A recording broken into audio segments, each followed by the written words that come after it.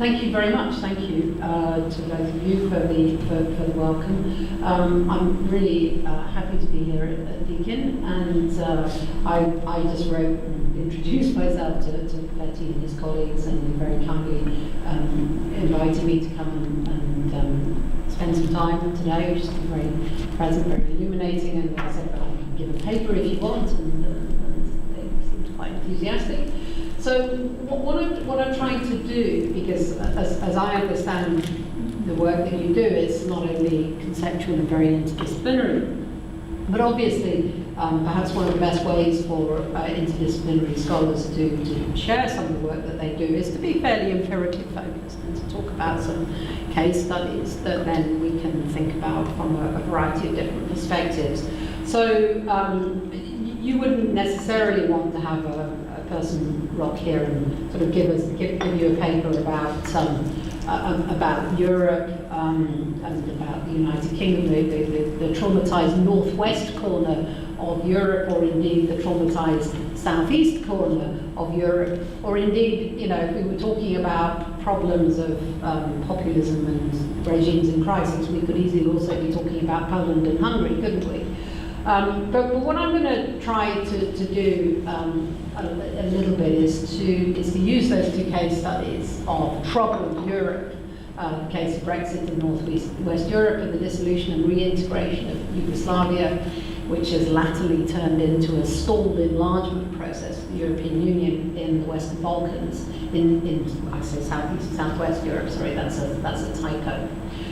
So that's the sort of the focus of the case studies, to give us something to talk about that we can be a little bit familiar with. But what I also want to do then is to think about the bigger issues. So the general objective is to highlight key changes in citizenship statuses flowing from the fragmented multi-level governance of citizenship, highlighting the interactions between dynamic concepts of citizenship and integration, disintegration. So obviously Europe, in terms of its member states and its sort of post-Westphalian states, is relatively integrated in the context of the European Union, but also other systems like the Council of Europe, the European Economic Area, and various other frameworks for international cooperation, which provides perhaps a contrast from some other parts of the world.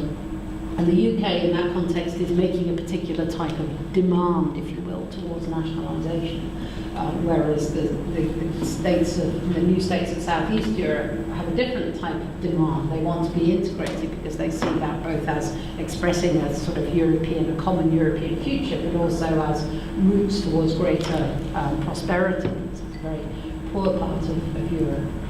But I also want to build another level up from there, which is that I don't want my paper just to be thought of as a parochial piece of European studies. I want us to be able to discuss, as needed, the broader aim of raising questions about the role of citizenship in times of crisis, including the rise of populist politics. As I say, just highlighted there Poland and Hungary, where there are problems of populism and authoritarianism, which may reflect back on citizenship.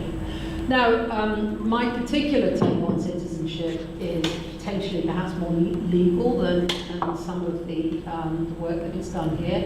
And I will be talking quite a lot about national citizenship regimes, about how people become or cease to be members of particular national politics, how they acquire and lose citizenship. But I'm also looking in this fragmented governance of citizenship at European Union citizenship, and maybe because this is a very diverse audience, I should just say 2 words about European Union citizenship, just to make sure that we're all on the same page. EU citizenship isn't some sort of nationality like national citizenship. It's a concept rooted in the treaties that builds on freedom of movement, non-discrimination, which are enshrined in the European Union founding treaties to enable people to live and work and study in the different member states. So you should be able to enjoy non-discrimination on grounds of nationality right across the 28 member states, still 28 until the UK leaves. This is a key enabler of personal freedom in terms of residence, and it's maybe also to be characterised as a system of immigration, which prioritises or gives preference to those who have the nationality of the member states, compared to those who do not have the nationality of the member states, who find themselves in a very different position when wanting to migrate into or across the European Union if they don't have that nationality. So it's a very different type of concept, but nonetheless the two concepts are integrated, and it's that interplay that I'm interested in figuring out, and the interplay in the context of the stresses, the troubled Europe. And in a way, when you think about post-war European history, there's been this tendency to think that these member states, more and more of them, were initially 6, then 9, and 10, and 12, and now 28, that they're in this ever closer union of the peoples of Europe. That's what it says in the treaties, yeah? That they're somehow inevitably integrated, but they're also disintegrating as well at the same time. And it's arguable that cases of trouble and crisis are just as normal a part of that process as the cases of integration and union, if you will. Now, just to explain how I get to be talking about this, because I have this wee spiel within my talks to just sort of say, well, how come some sort of European Union lawyer is talking about all of this stuff? And talking about citizenship regimes, and this is just a wee series of slides that just explains how I got to where I am. So I got interested in this idea of European Union citizenship back in the 1990s when it was originally put in the EU treaties, and I was particularly interested in how that expressed itself in political rights, the right to vote on the basis of residence, rather in local elections and European Parliament elections, and eventually it was on a very slow learner and very slow worker. In about 2007 I published this book that focuses on electoral rights.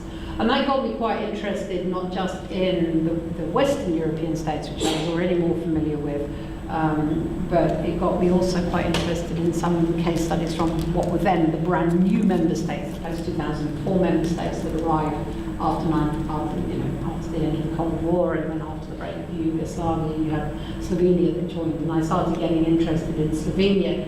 And I eventually did a European Research Council. I was lucky enough to get a European Research Council grant and looked at the European, the title of it is the Europeanisation of citizenship in the successor states, the former Yugoslavia, a bit of a mouthful.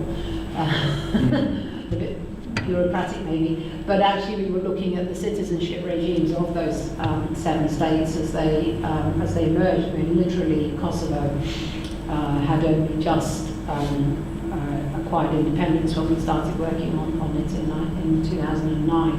So I was looking at that, and that led me then to a focus not just on the other parts of Europe, not just sort of northwest, northern, Europe that I was more, Western Europe that I was more familiar with, but to think also about parts of Europe that have this more complex relationship with the European Union and have been through this trauma of creating citizenship regimes in times of crisis, under conditions of violent dissolution. And we were looking at different ways in which people were included and excluded, they were invited or disinvited, and also large populations of self-excluded people in the context of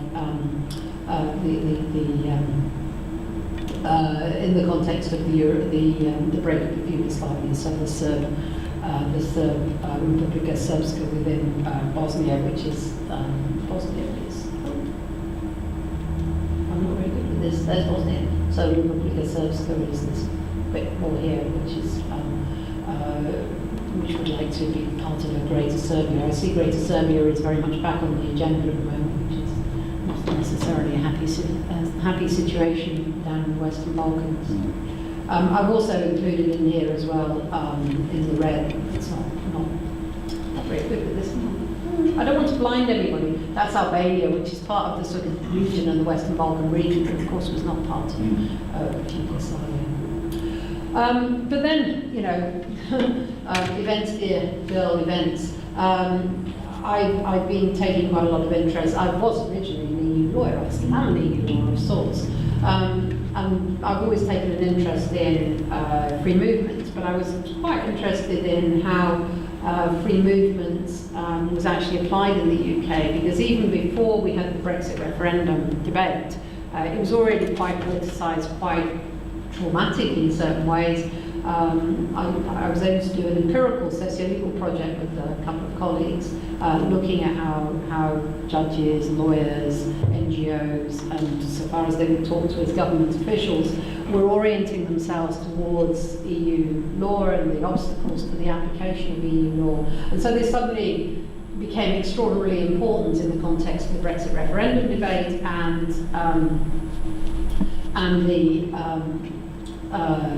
the treatment of EU citizens as sort of lucky immigrants, because they were able to, for example, have much better family reunion than those who are not EU citizens. So we've got this Northwest Southeast Europe thing going on, and then the final bit of the building block, if you will, is that I have a 4-year Leave Hume Trust fellowship, which allows me, as my boss says, to lark around quite a lot. Which is probably why I'm in Australia. I'm doing a project that calls itself Building Citizenship Regimes, a Global Perspective, but of course it's a broad enough project that it can incorporate many of these different things. So the Brexit referendum came along, well, I think we knew it was going to happen, but it came along after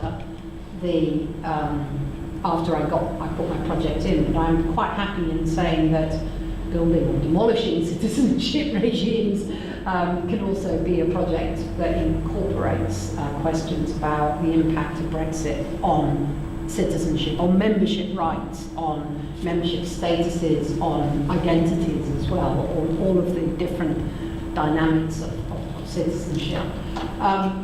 You mentioned that I'm identifying. This is just really a sort of reference point. This is the sort of the framework, if you will, for my attempt to write about citizenship in a more conceptual way to identify the different dimensions that are all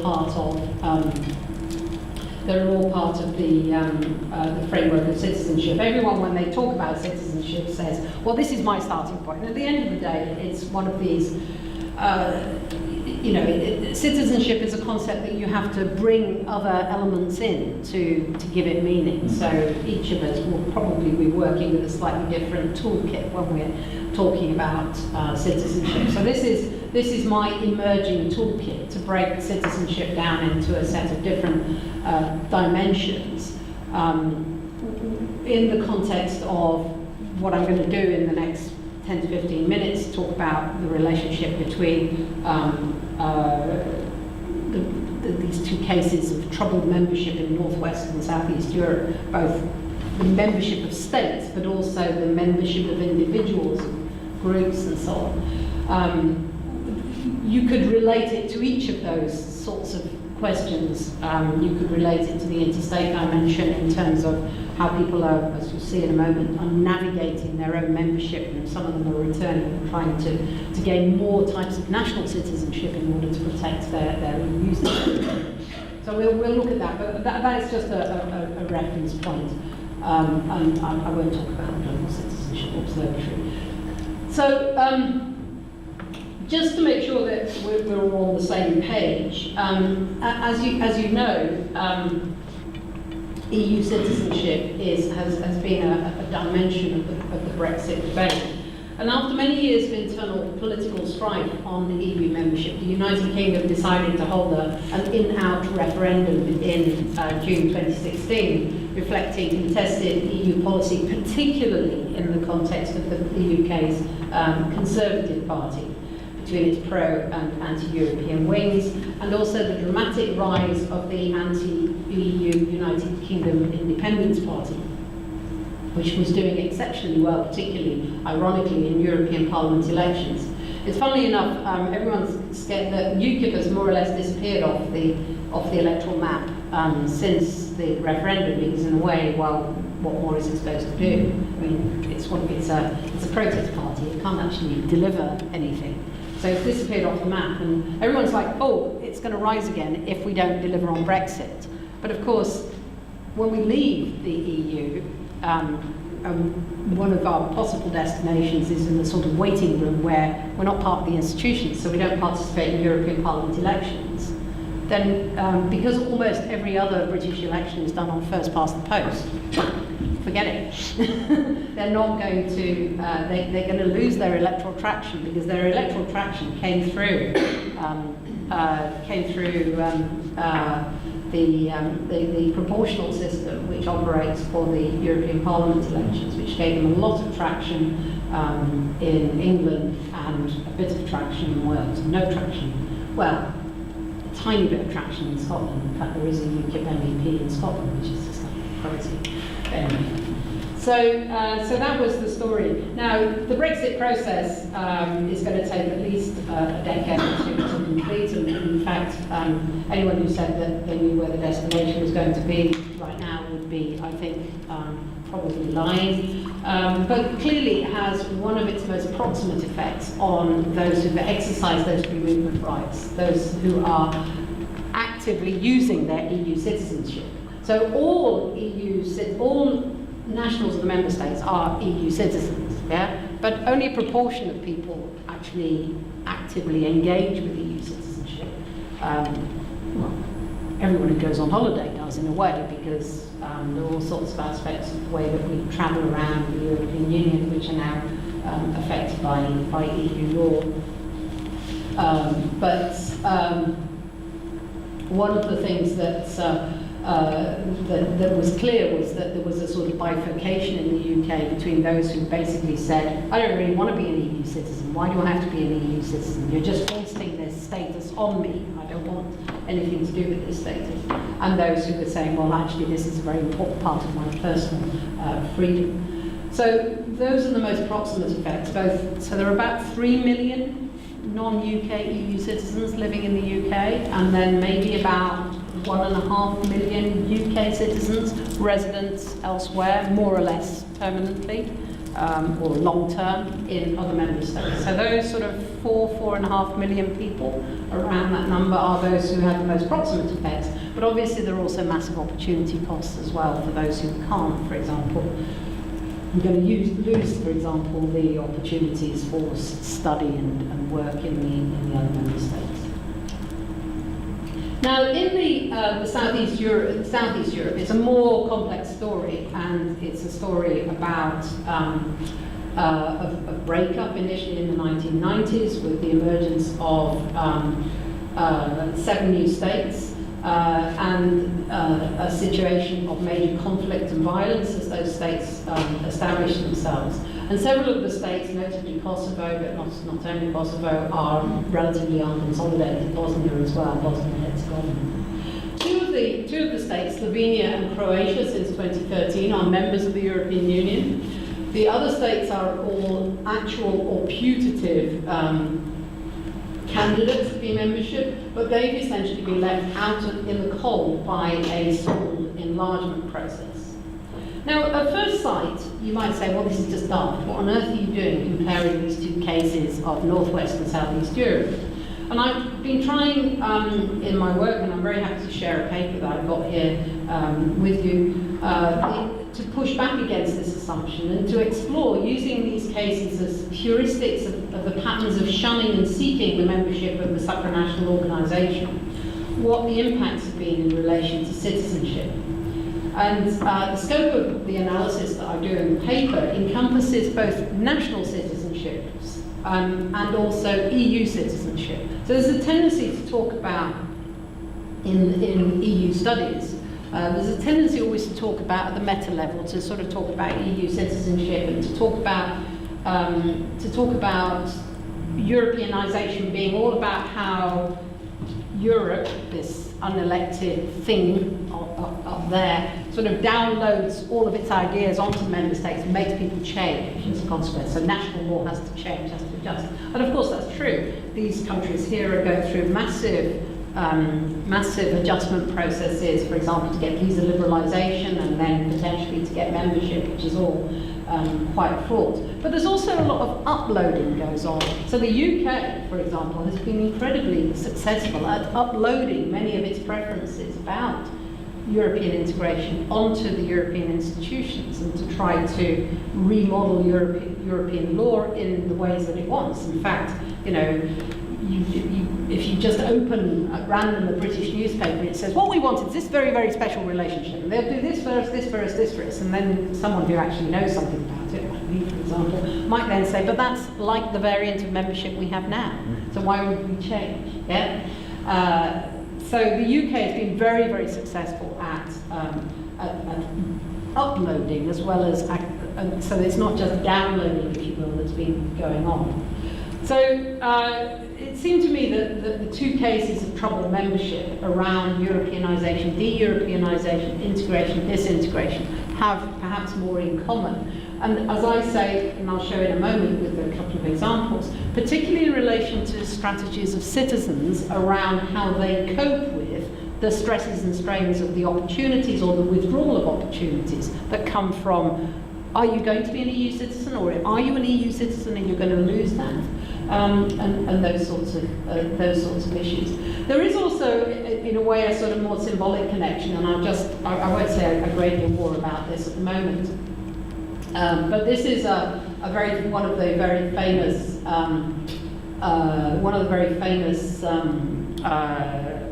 billboards that was produced during the referendum campaign. So this is a screen grab from Nigel Farage's Twitter account. You'll be very pleased to see that I do not follow him. It doesn't say follow you either, does it? No, it doesn't. Now that would be funny, wouldn't it? Yeah, no, that's a good one. So this is quite a famous picture that was taken at the Slovenian-Croatian border. It's primarily men coming from Syria and Iraq who've effectively been walking through the Balkans when the Western Balkan route was open in 2015. And it was a picture taken by a Getty agency photographer, and it was used, and of course in many ways misused, in order to try to characterise Britain as somehow being under threat. And there's a super quote there from I think Croatian anthropologist that I just borrowed. Refugees from the Balkanized Middle East marching through, quotes, the Balkans to balkanize Europe.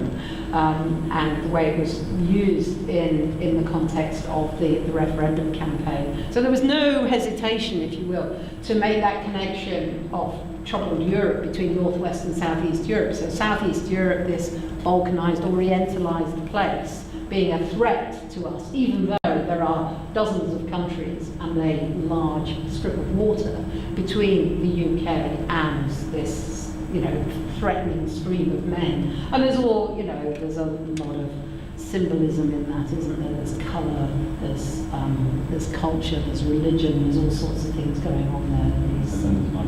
And then there's Nigel Farage standing in front of the billboard saying the EU has failed us all, we need to take back control, take back control. So there is a symbolic connection there as well, but we don't necessarily need to say too much more about that. So here's in a nutshell the simple result. So as a result of geopolitical changes or non-changes in the dimensions of the EU, so getting bigger or smaller, Brexit or stalled enlargement, certain groups of national citizens may remain or become or cease to be or never become EU citizens, or lose or gain the privileges of EU citizenship through residence in another member state that becomes or never becomes or ceases to be an EU member state. So if I was a political scientist, I'd put that in a nice 2x2, wouldn't I, and fill in all the squares. But I can't do that sort of stuff. I'm not clever enough to be a political scientist. I do sort of vague, sort of sociologically inspired constitutional comparisons, and it's all much mushier in my brain. But it seems to me that there are a lot of legal questions that are bound to arise as a result of those sorts of things and those stresses and strains, those moments of crisis. What's important for me to say is that it's a story of citizenship and integration, disintegration. And I'm using integration, disintegration here, not in the sort of migration, immigration context, but I'm using it in the context of member states or integrating with each other. And it's a picture of citizenship at the national and the EU levels as differentiated rather than uniform. Europe of many citizenships. So what's important here when you think about citizenship is that EU citizenship isn't just like a unitary status. There's the status of protected under the treaties of free movement and residence in other member states, but it is subject to conditions. And those always get conveniently forgotten about when people are attacking EU citizenship. What they tell you is like, you know, okay, so Turkey's going to become a member of the EU. Okay, yeah, likely.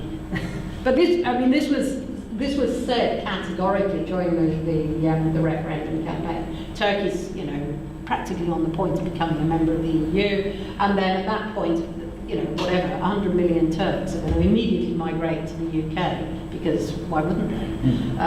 And there are no restrictions, and you know, there would be welfare tourism and this, that, and the other. And of course, you know, the reality is, A, Turkey is not about to become a member of the EU, and B, even if they did, Turkish citizens will be subject to a swinging transitional regime that will restrict their free movement and right to access the labour markets of the other member states for probably decades.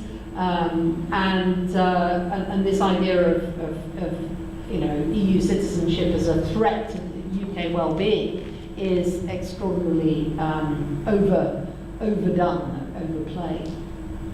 But the reality is, in fact, that EU citizenship is already a highly sort of differentiated status. So when you're thinking about the Northwest, Southeast Europe dynamic, so Croatia has become a member of the EU in 2013. Its citizens are still subject to labour market restrictions vis-a-vis the other member states. Now, actually, as it happens, Croatian citizens are not especially keen to migrate and work in other member states. Most of the Croatian citizens who would be keen on living and working in other member states probably migrated during the period of Gastarbeiter to Austria, Germany, and Switzerland, where quite a lot of them are already, and also, you know, Bosnians, for example, moving to Sweden, where a lot of them are already EU citizens anyway, because they've naturalised in those states and they can take advantage of EU citizenship if they wish to. But you know, it's very easy to tell these stories in a way that flattens out all the differentiation within EU citizenship and treats EU citizenship as this uniquely sort of preferential status that is much more preferential compared, for example, to being an Indian citizen in the UK who has great difficulty around family reunion in comparison to EU citizens. In fact, EU citizenship is a highly differentiated status, just in the same way that national citizenship is a differentiated status. You know, those who are in the labour market, in practice, find it much easier to exercise their citizenship rights than those who are not in the labour market, or who have only a vestigial grasp. There's the example of the Roma, for example, who are a highly discriminated category right throughout Europe, and whose situation within the framework of EU citizenship, even if they formally have the national citizenship of one of the member states, actually makes it very hard for them in practice to enjoy the benefits of this personal freedom, inverted commas, that's supposed to flow from EU citizenship. So my work is dependent on the interplay between a sort of relational concept of citizenship, where we understand citizenship not just as something that's top down and given, but also something that's struggled for by citizens and groups of citizens claiming their rights, exercising their rights, and that in that context, citizenship regimes are not just like a unitary concept, but they're in flow, they're dynamic, and there are multiple sources of legal authority. So if you want to talk about, as I say, methodological questions, I use a sort of a sociologically informed constitutionalism, American constitutional lawyer Kim Lenskevela calls constitutional ethnography, in order to look at the patterns of constitutional systems and how they interact. But my second motif, and this is a different map of Europe, this is the one that picks out the member states and leaves the others not picked out. My second conceptual motif is the interplay of citizenship with European Union, Europeanization. And it's central to understanding these relationships to postulate that Europeanization isn't just a single journey where everyone is going down the track towards becoming more integrated and the member states are somehow losing their identity, which is the story that's sold for Brexit, if you will. On the contrary, it's a multiplicity of journeys along a continuum of integration and disintegration within the same geographical spaces and historical frames. So you've got there two of the ex-Yugoslav states who are included in the green there because they are members of the European Union, and then the rest of the ex-Yugoslav space plus Albania, which represents this territorial enclave within the European Union. And their journey is a very different journey. It's a journey of stops and starts, and I'll show that diagrammatically in a moment. Sorry, I hope this isn't making anybody feel sick. That's the disadvantage of Brexit. Of Brexit, yes, making people. I've also changed the order slightly to compare to not, so everything is in different places at the moment. So there's a wee diagram here just to sort of try to focus in on what it is that I think is an interesting comparison between the two cases and how the multi-level architecture actually functions. If you think about it very simply as European Union citizenship as a sort of umbrella concept, but not like national citizenship, and then all the national citizenship regimes. If you can imagine that Brexit might be a journey from EU citizenship towards back to the national citizenship regimes, people are quite happy to articulate, if you will, a sort of a welfare chauvinist position in political arguments. And the more reputable political arguments will be, we can now concentrate on UK citizens. We can protect their welfare interests rather than having our welfare state diluted by other people. Now, economists would tell you that that's not the case. In fact, the EU citizens are net contributors to the welfare state, but it's a reasonably reputable position to sort of say this is a reasonable journey to be making towards the Europeanisation and nationalisation of our welfare state interests. The interesting thing is that the process then in Southeast Europe is supposedly in the opposite direction, except that they're meeting this no entry point. So these two journeys, which are supposedly going in the same direction, may end up in a very similar destination for those member states, for those states. And in both cases, that raises lots of questions about political legitimacy, because politicians are claiming or trying to move the political weather, if you will, in a particular direction, trying to achieve objectives of integration or disintegration, which actually are not easy to achieve because there are all sorts of reasons. You know, so somebody asked me, well, what's going to happen with Brexit? Well, I'm not sure whether there is any political space between the red lines instituted by the Conservative Party, Theresa May in particular, our Prime Minister, and the requirements of the Irish border, which require the UK not to institute a border across the island of Ireland. It's not clear that there's any space that can be occupied there in which you can create a feasible legal resolution of those conflicts. So that's why all of these two stories may end up in the same place. Now, what I'm interested specifically in is examples of deflection. So how EU citizens may object to being denied or having removed their EU citizenship. And there's a lot of examples of individual strategies seeking multiple citizenships or to keep access to EU citizenship. And you see that also not just in the UK, where people are, my partner is exploring Irish citizenship. One of my the husband of one of my nieces has taken German citizenship because it was removed from a grandmother during the 1930s, or a great grandmother maybe. Yeah, it would be a great grandmother. They're very young. These individual strategies in which people seek to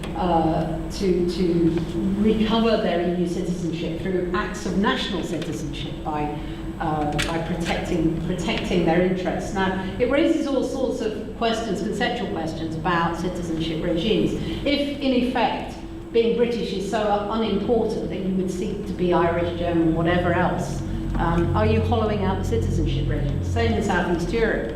If you're Bosnian, it's not a good place to be, so you probably prefer to be Croatian if you possibly can. And many people in Bosnia can get Croatian passports, not just if they are bona fide members of the Croatian Bosnian Croat community, but if they can get some corrupt priest to certify that they were baptized as Catholics, then that might be just good enough in order to get a Croatian passport. Many Bosnians also carry Serb passports as well. So people will trade up and trade out as a consequence of feeling that their national citizenship has been degraded by the impact of Europeanization or de-Europeanization or stalled Europeanization. Now, that may be a reconfiguring of the meaning of citizenship in the context of a multi-level governance system like the EU. So, has the EU, this is a question perhaps that we can discuss, has the EU left national citizenship because of the power of the EU to redefine membership regimes? Has it changed the meaning of national citizenship? And if so, what does that mean for other parts of the world where regional integration systems are being tried that also have a supranational citizenship-like component? And that would be true in parts of Africa, it would be true in Latin America, it would be true to a certain extent also in Asia as well. So there are a number of different types of regional integration systems which are exploring what the significance of supranational or international citizenship regimes and transnational citizenship regimes may be the case, and what can we learn from the example of Europe. This is trying to then relate my rather parochial case studies to some perhaps bigger questions which are more relevant to the research that's been done in this institute.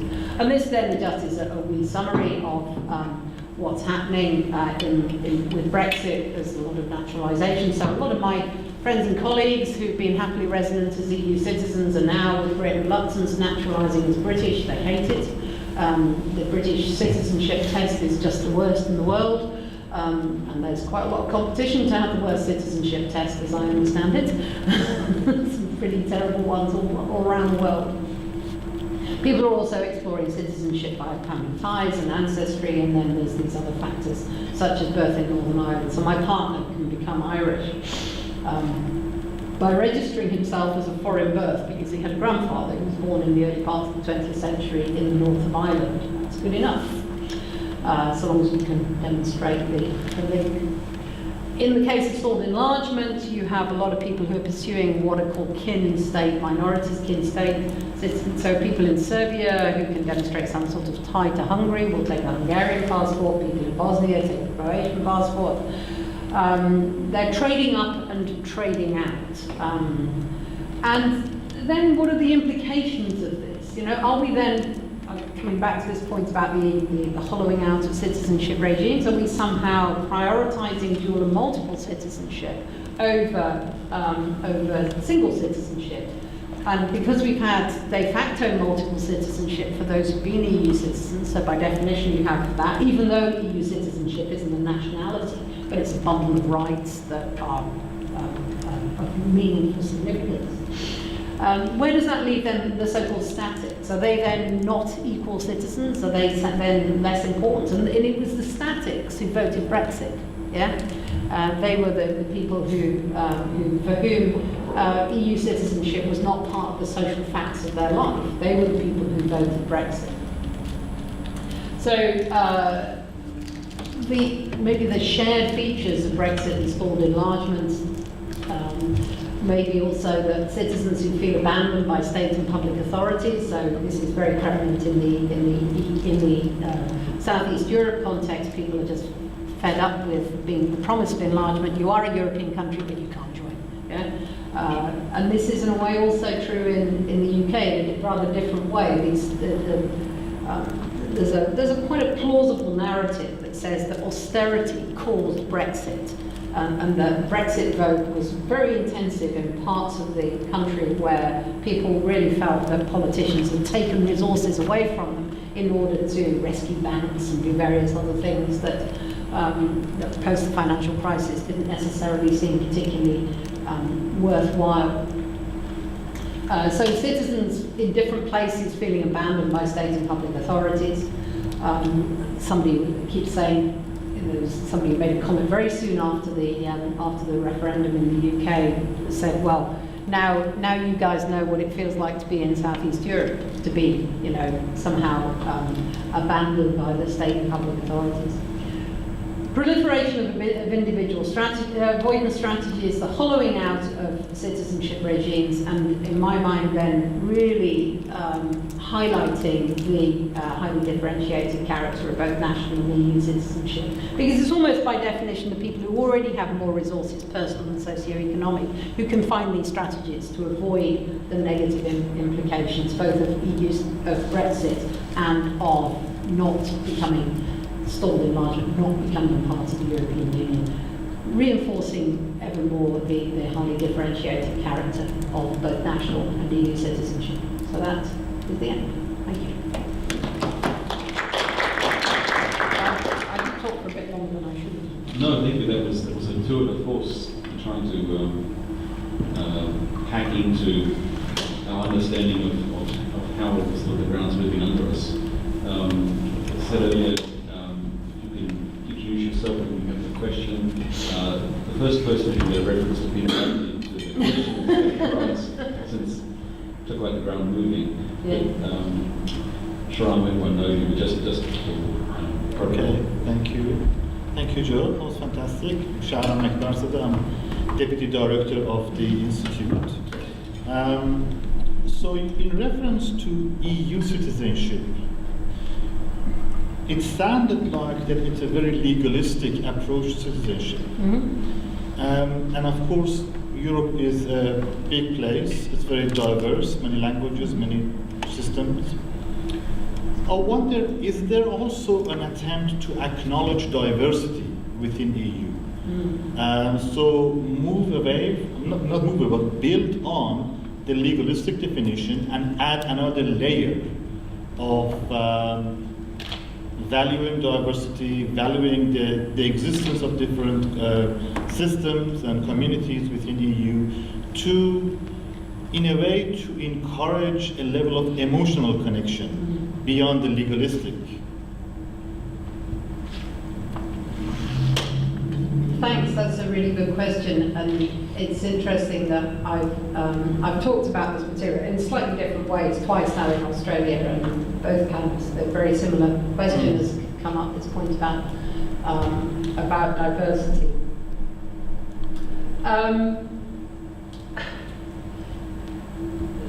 This is the eternal dilemma of the European Union. It's,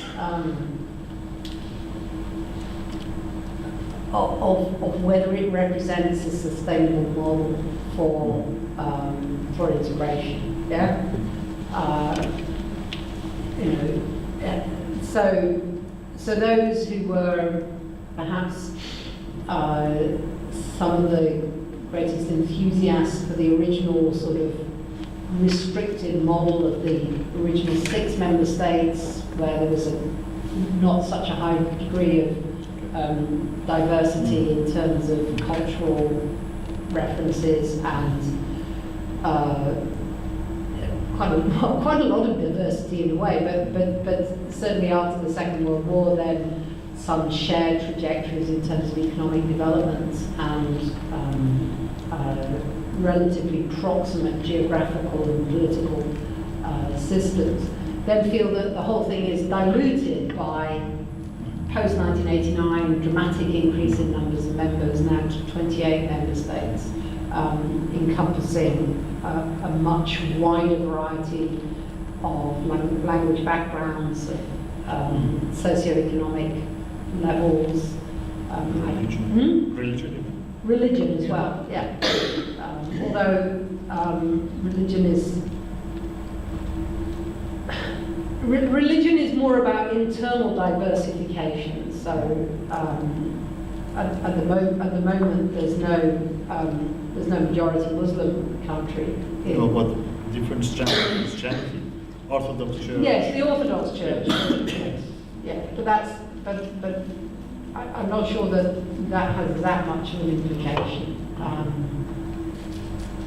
But obviously what you have is internal diversity with large Muslim communities within many member states as well, and all the issues that are flowing from that. So the eternal dilemma of the European Union is that it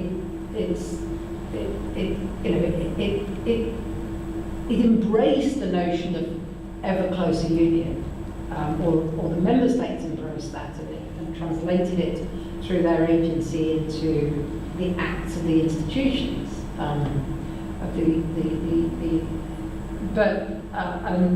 but the reality is perhaps this disconnect, and so people will constantly say the EU has a democratic deficit.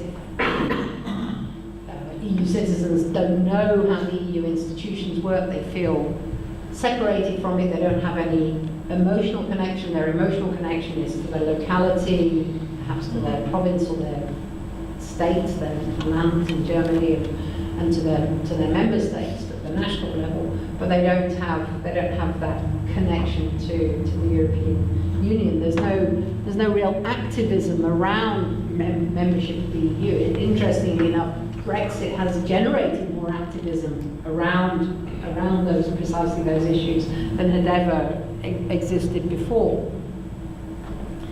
So, hence, I think you rightly say, if you just if you just focus on the legal provisions, that's never going to be enough in terms of providing a glue. That's one of the sort of the constant dilemmas of the EU. How is it trying to stick itself together as a sort of constitutional entity? It's not a state, but it's more than an ordinary international organisation. How does it somehow stick together?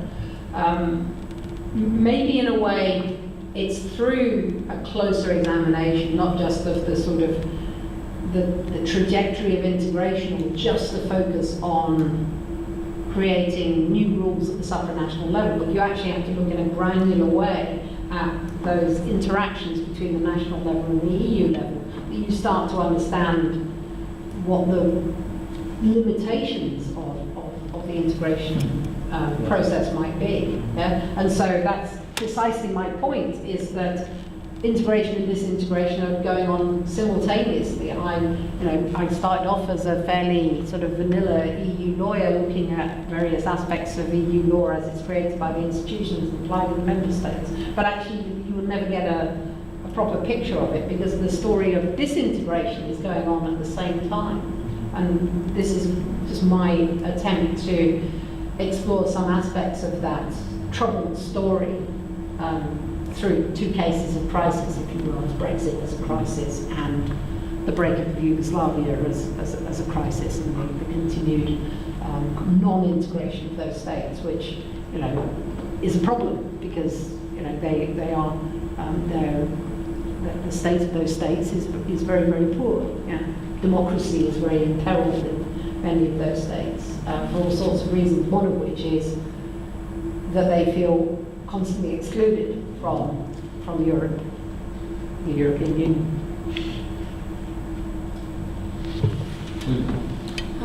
Just a word about Thanks for that.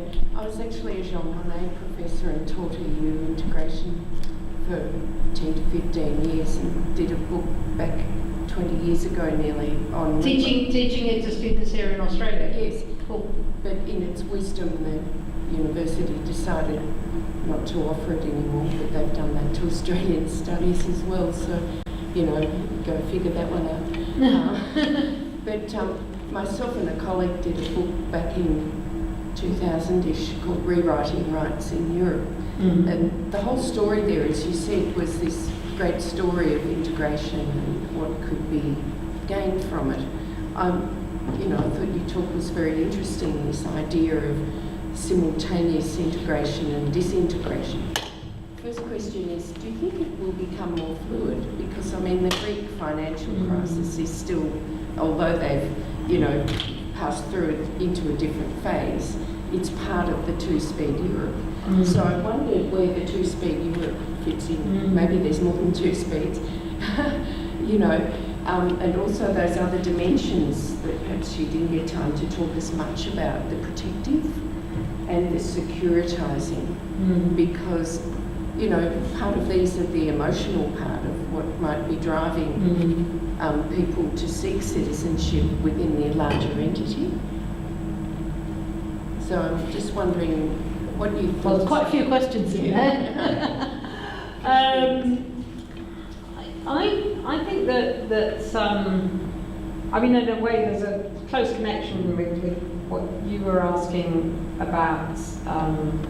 You know, how can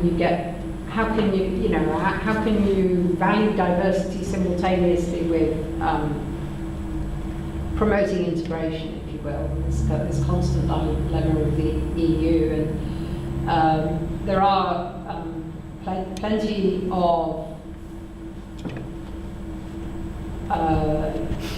political agents, if you will, in the framework of European politics who would say, you know, the EU has become far too diluted, so we should look to a core and a periphery, and you know, it's not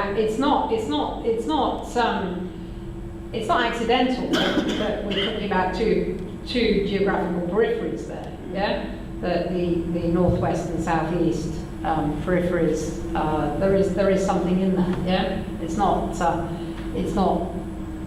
just because the southwest and northeast are integrated in, for example, into the Schengen zone and the euro, although Sweden is not in the euro. That doesn't undermine the fact that there is something in the core periphery geographical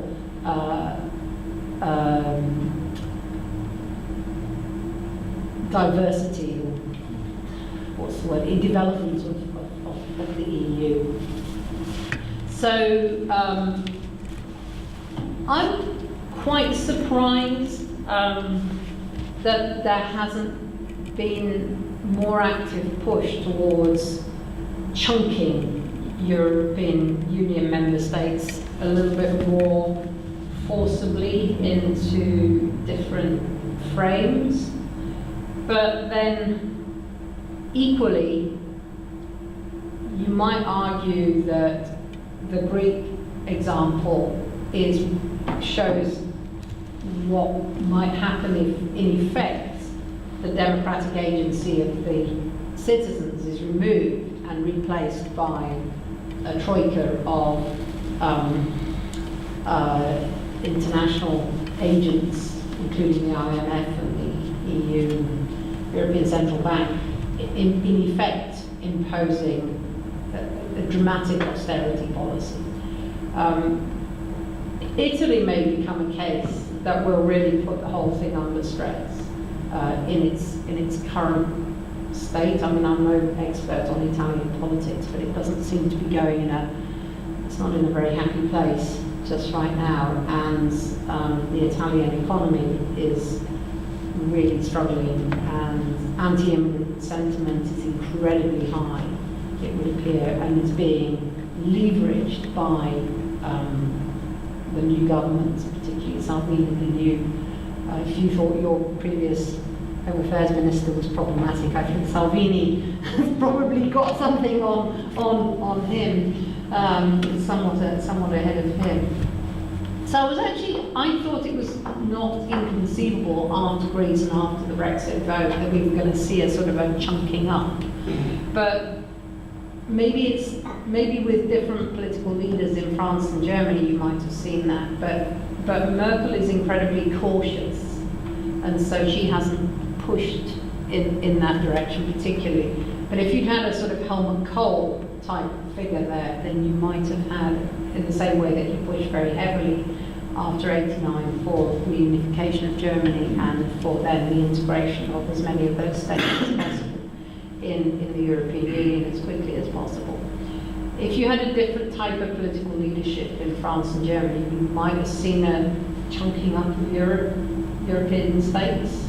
So I'm actually quite surprised that we haven't seen more push in that direction, or more attempts to use Brexit in order to create a set of different waiting rooms, both politically and legally, or resting rooms, maybe rather than waiting rooms, where there are more states become effectively just rule takers rather than rule makers, which is what happens if you're in the EEA.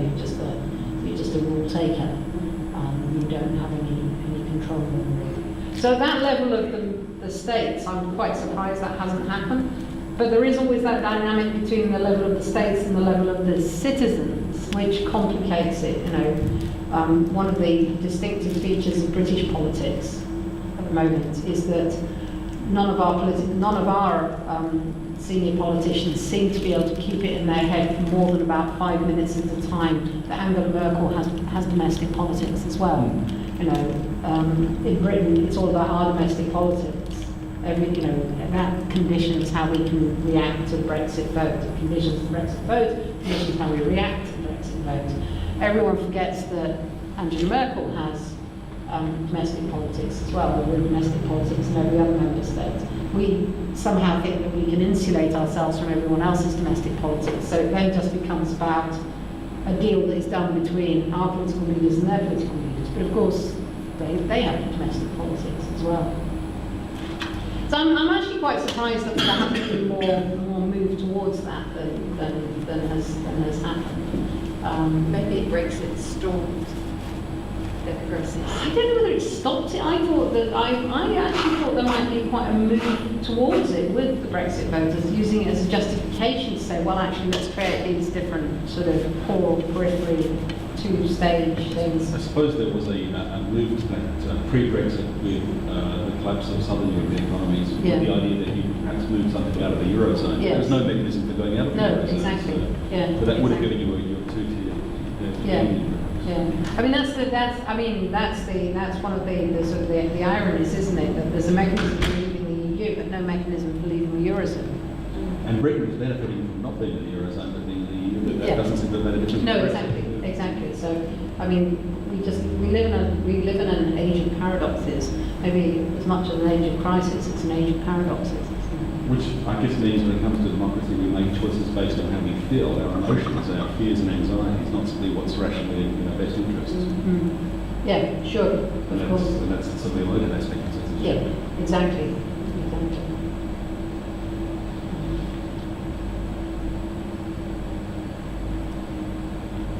Can I ask about your trip to Finland? What motivated that, and what sorts? Because we haven't talked about it.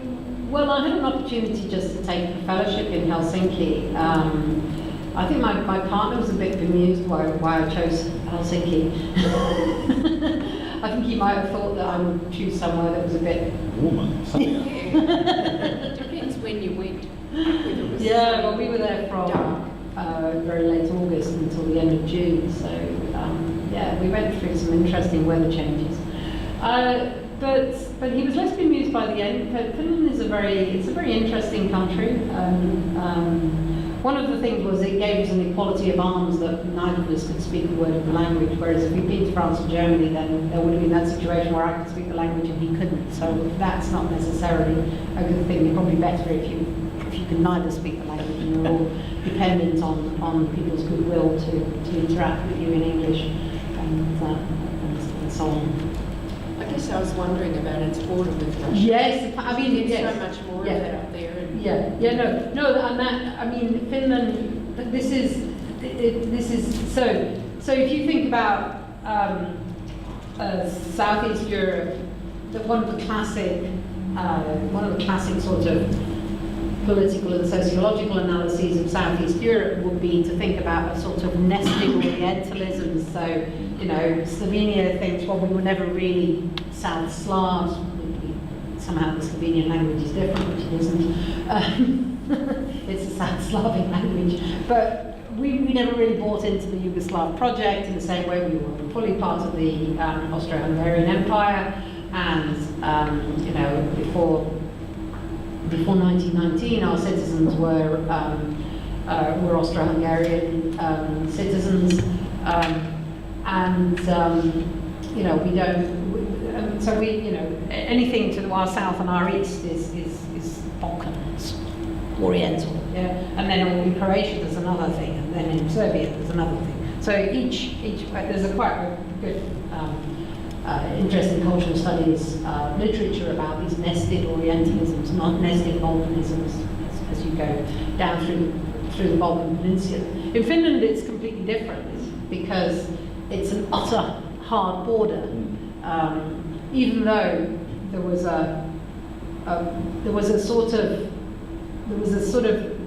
you know, I mean, those of us who are old enough to have been around and looking at politics before 89 would have recognised processes of Finlandisation and the way in which Finland has accommodated to itself. But in other ways, it absolutely hasn't accommodated to the presence of Russia in the sense that it's a hard border, and it's not that they're slightly different the other side of the border, they're completely different. Although there are some subcultural differences because of the presence of continued presence of Finnish minorities still on the other side of the border, and still a historical memory of Finnish speaking and the movement of that border backwards and forwards quite a lot in the early part of the 20th century.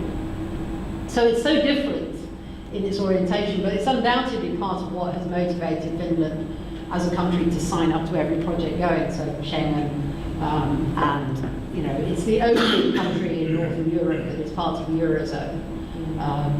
And you know, it has it's signed up very strongly to being not a peripheral country. It's a core country. It's sort of geographically peripheral. So there's, like I said, the southeast, northwest peripheral core dynamic is quite different to the southwest, northeast one. And Finland has positioned itself as absolutely core to the European project. And probably the two leading candidates to become the next presidents of the European Commission, both Finnish, Alex Stubb and the current Finnish commissioner, whose surname begins with K, who's also a Finnish Prime Minister, both of whom are part of the Finnish party, the National Coalition Party, which is the Finnish party member of the European People's Party, the Christian Democratic Coalition Federation of Parties, which is likely to hold the presidency under the current way in which the system works for the foreseeable future, I suspect. And you know, it's quite likely we'll have a Finnish president of the Commission, I think, next time around, which is quite interesting. In terms of centre-periphery dynamics, it's not a peripheral country at all, and yet it is in a way you feel like, oh, it's awfully far east. In some ways it feels quite eastern, in other ways it doesn't. Very interesting place to be. I learned a lot.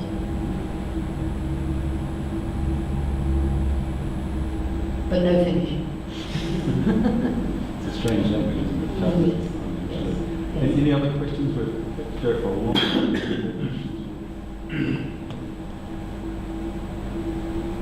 We haven't even touched on the whole issue of refugees, asylum seekers, closer from the African continent, what's happened with Syria, anxieties about this. There are many topics that we bring into this debate. In Australia, we've gone from a system of just the notion of having a single citizenship to multiple citizenships, and quite fluid into this. It depends whether you're in a sort of a legal status or whether you say, stay static. Australia is a fascinating case study around dual citizenship because of your problems over political membership, the status of the status of parliamentarians, and the way in which you're the only Western liberal democracy to have tied itself in such a knot over people who were just happenstance dual citizens. Well, not even necessarily dual citizens, just people who had the opportunity to avail themselves of the benefits of the other citizens. Yeah. Which is It's a fascinating case study, and the reasons for it are this usually, they seem to be something relating to political parties playing games and playing politics with each other. sort of a cuckooing in the constitution was unintentional, but now it's hard to resolve. The particularities of the constitution, the particular bizarre way in which the High Court has chosen to interpret it, and as I say, the parties have been playing gotcha politics with it as something. Yes, when they thought it would hurt the other side. Yes, exactly. Playing selective both sides. So it's a very curious situation and then something to do with the way in which allegiance, which is this classic common law concept, yes, but also a feudal concept, has been built into the Australian constitution in a way that is not true of many other liberal constitutions, and people are then playing these politics in order to try to undermine other people. So it's a very curious situation. I've been looking. That's what brought me to Australia. Really, was I was doing some reading, and then I got quite interested in the whole dual citizenship debate around the parliamentarians, and I thought, I ought to actually come and take a bit more of an interest in. Australia is a really interesting case study around citizenship, and then I've learned a lot more. There is more to learn. Yeah. And well, the flip side, the other dimension, of course, is Australian multiculturalism, multiculturalism, which is largely successful despite the politics of fear being played out at the moment. It's largely something that's worked. From a not particularly positive starting point in the early 20th century. Well, thank you very much. Thank you very much. Yes. That was great. And that's a lot to think about. Well, thank you for accommodating my Europeanist tendencies. That's very kind of you to do that. Thank you.